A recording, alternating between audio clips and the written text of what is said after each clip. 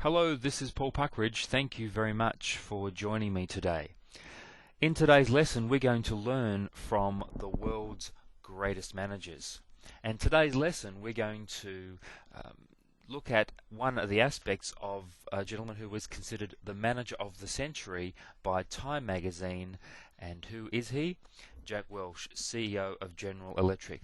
In 1981, Jack Welsh took over the reins of GE, at which point GE was turning over $3 billion a year with around about 600,000 employees. When Welsh left in 2001, the company had 250,000 employees worldwide and was turning over close to $300 billion a year.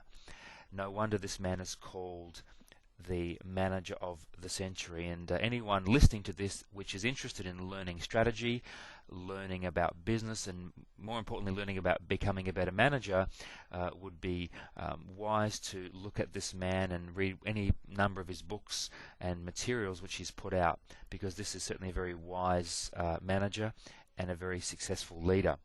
Today we're going to look at the Jack Welsh Performance Matrix. Welsh was asked some time ago, what is it that you look for when you promote people?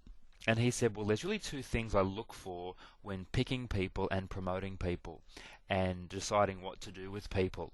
He said the first thing is that are they aligned to GE's vision and values? GE has a vision as to who they are and where they're going, and they also have very strong corporate values. Secondly, do they achieve their objectives that we set for them? So whether today you're thinking about managers or whether you're thinking about employees, we can look at this matrix and see, perhaps based on Jack Welsh's philosophies, what we should be doing. So here we have a person who is aligned highly to our vision and values, and low objectives, high achiever, low achiever. So the first thing we have to look at is what do you do with a person who is aligned to your values and your vision and is achieving everything that they're expected to do? Well, in Welsh's opinion, you have to develop and promote them. These are your stars. These are the people who are probably in the top 10% of your team, and these are the people who will turn out to become your future leaders, managers, and so on. So these are the people you have to look after, those who are aligned to your vision and values and are achieving the objectives. But of course not everybody goes on to achieve objectives all the time, yet there are some people who really believe in your vision and values. So what should you do? Welsh suggests that you train them and you give them a second chance. Welsh is a big believer in second chances, but only if they're aligned to your vision and your values. By training them and developing them, and by the way, GE spends over $1 billion a year on training and development. That's a fair bit, isn't it? $1 billion. That's with a B. What he's trying to do is take them from being a low performer to becoming a high performer. What about people who are achieving the objectives, but they're not aligned to the values and the vision of GE? Well, Welsh suggests with these people you watch them very carefully, because they have the capability of bringing the company down to its knees. Perhaps these are the people who do things that aren't always moral or ethical. Why is that? Because they're not aligned to your vision and values. Should you try and train them? Absolutely.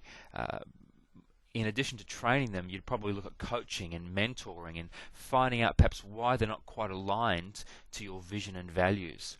Finally, what about people who are neither aligned to your vision and values or achieve objectives? And Welsh suggests that these people need to have an opportunity elsewhere.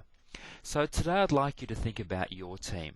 Now, I'm not suggesting what you do or don't do, but who are the people in your team right now that are aligned to where your team is going, believe the same things you believe, and are achieving objectives? They're achieving their goals.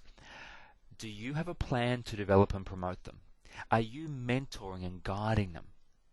What about the people that you know have their heart in the right place? They're aligned to your values and vision, but they're not achieving. Do you have a training plan, a coaching plan? Are you investing time and even money in developing them so they can become high achievers? Do you have people in your team right now that are achieving goals but are not aligned to your vision and values? Well, what do you think you should do? And finally, and I hope you don't have this, but do you have team members who are neither achieving their goals or are aligned to your vision and values? Are you happy with that? Have you tried to train and develop them? Has that worked? What do you think that you should do? Is it time to speak to someone in HR? Welsh is a great believer in second chances, only if people are aligned to vision and values. And one of the things that we do at 7 Pillars is we look at case studies such as Jack Welsh, and we give you ideas and strategies to use, practical stuff to take back into your workplace. One of the questions people ask is, what are the 7 pillars? Well, I won't give you a full briefing today. You've already had your lesson, but very quickly, 7 pillars. Pillar number 1, you'll learn about managing expectations. What is expected of me as a manager, and what are the differences between being a manager and being a leader within my business or team? Secondly, managing operations. How can I achieve my strategic, my tactical, and my operational objectives? And don't worry if you're not a senior manager, this program is designed ideally for middle managers and for emerging talent. We show you how to achieve your yearly objectives and KPIs much easier than you ever thought imaginable. Pillar number 3, managing yourself. How you can organize and prioritize your activities and your tasks to get things done. Pillar number 4, managing your emotional intelligence. EQ is such a big part of what's happening in the workplace today, and if you'd like to know what is EQ and how to improve your emotional intelligence quotient, pillar number 4 shows you how to achieve that. Pillar number 5, how to bring the best out of your team, how to motivate, how to manage them at a much higher level. Pillar number 6, managing information and delegation.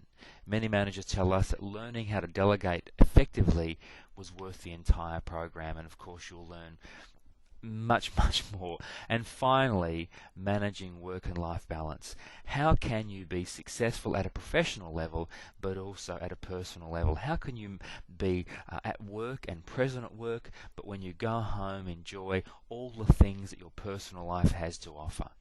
If you'd like to know more about 7 Pillars, and we have a program coming up, a public program in Sydney and Melbourne very soon, then please feel free to contact us. You can visit our website, which is success.net.au, or you can send us an email and ask us a question or learn more about our programs at mail@success.net.au. Hey, thanks for listening. If I or any of our consultants or team can be of any help, please give us a call. I hope you found that lesson useful. Feel free to pass it on, by the way, and I look forward to talking to you for another lesson in the next week. Until then, enjoy every success.